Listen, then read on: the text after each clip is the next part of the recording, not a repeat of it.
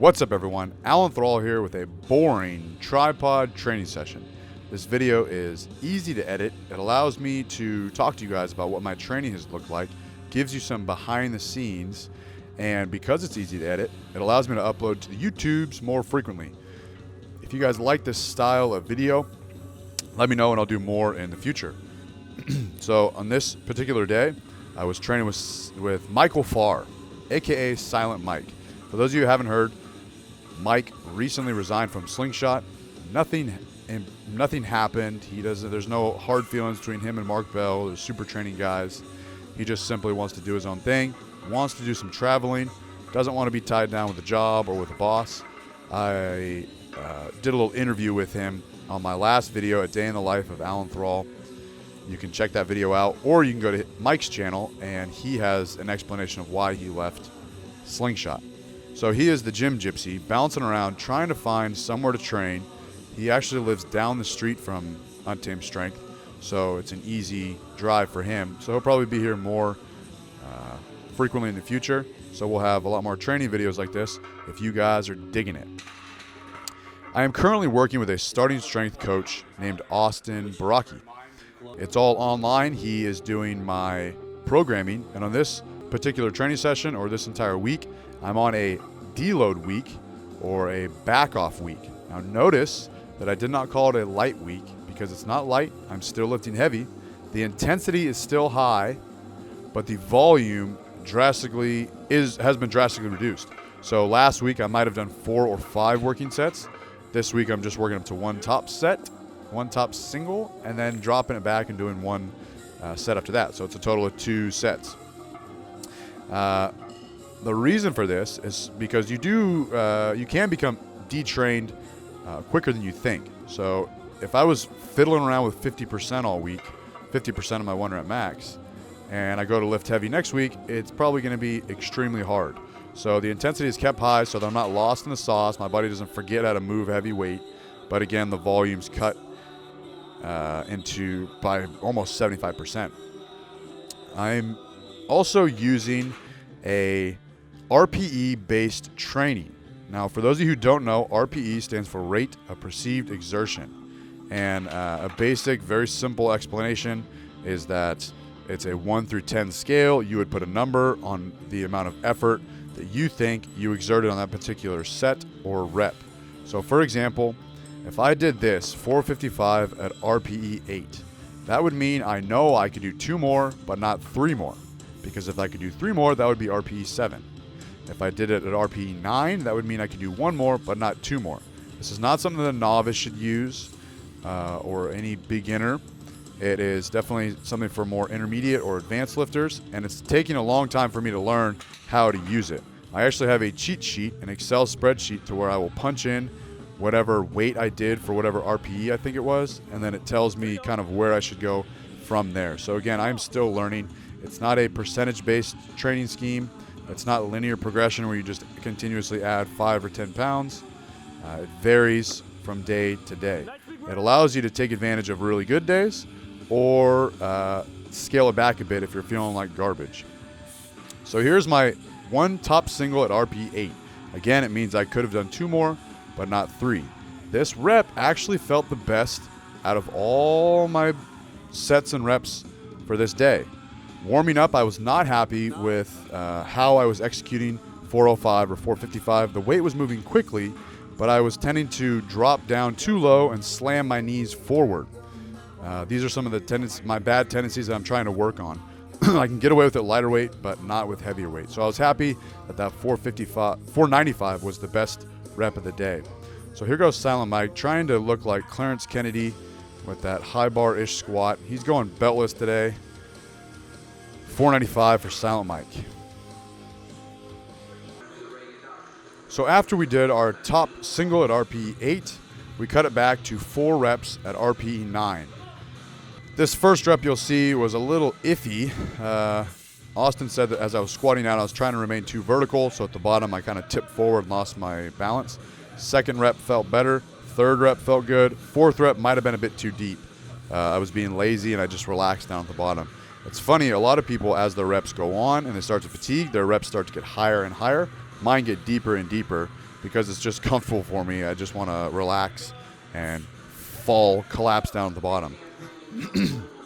One thing that I've noticed with increasing my squat frequency, moving from squatting once a week before working with Austin to squatting 3 times a week, is that my minimum has increased. So what I mean by that is 455 and above used to be reserved for extremely heavy days, or even on max out days, maybe for attempts when I'm at a powerlifting meet warming up to my max. So I really never touched above 455, and that's probably why my squat has not increased in a long time.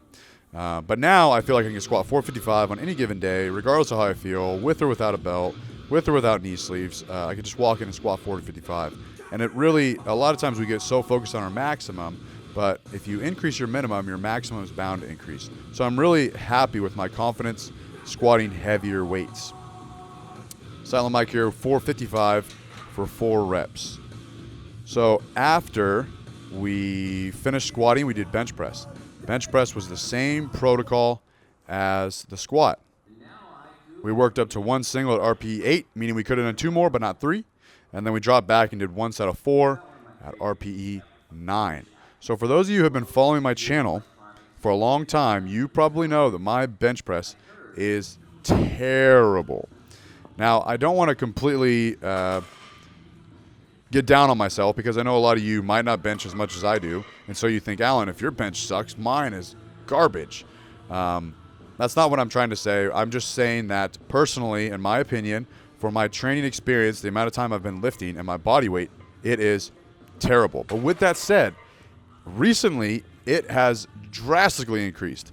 I feel like I'm getting these newbie gains, these novice gains on the bench press since working with Austin, and I'm getting better every single week. So what's the secret? What has Austin been doing that has increased my bench press? Tell us, Alan, what's the secret to increase my poverty bench press?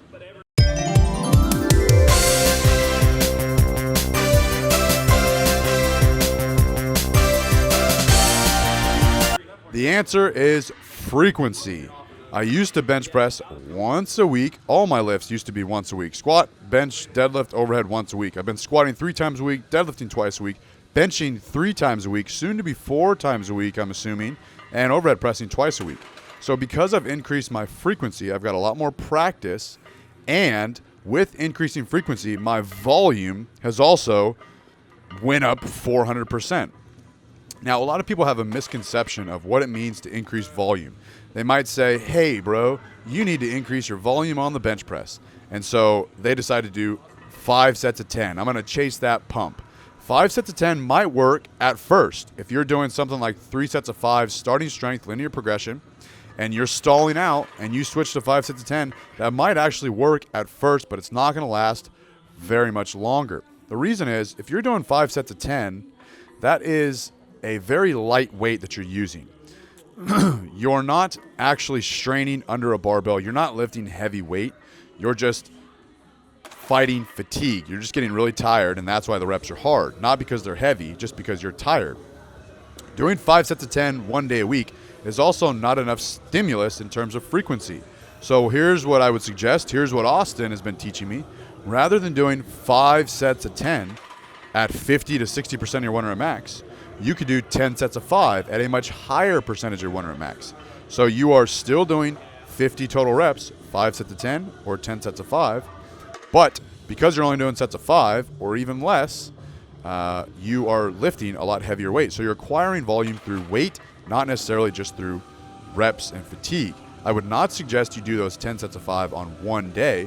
You could spread that out throughout the week. So you would bench 3 to 4 times a week for 3 to 4 sets each day. Currently, I have been doing 12 on the low end to 16 total sets of bench a week. So on the high end, that could be something close to 4 sets of bench 4 days a week. And I'm doing 5s, 4s, 3s for reps. So I'm lifting a lot of weight with the same number of reps as if I were to do 5 sets of 10 once a week. But it's a lot more weight again. And the frequency has increased so that you're not benching Monday and then not benching at all until the next Monday. So frequency and volume have both increased. Now this is the extent of what my assistance work has looked like lately. It's just a slight variation of the main lift. bench, squat, deadlift, overhead press, slight variations. I'm not doing barbell lunges. I'm not doing kettlebell swings. I'm not doing dumbbell, flippy floppy, lateral, rear delt raises, and tricep extensions. All of my assistance work looks very close to the main lift that I'm trying to get better at.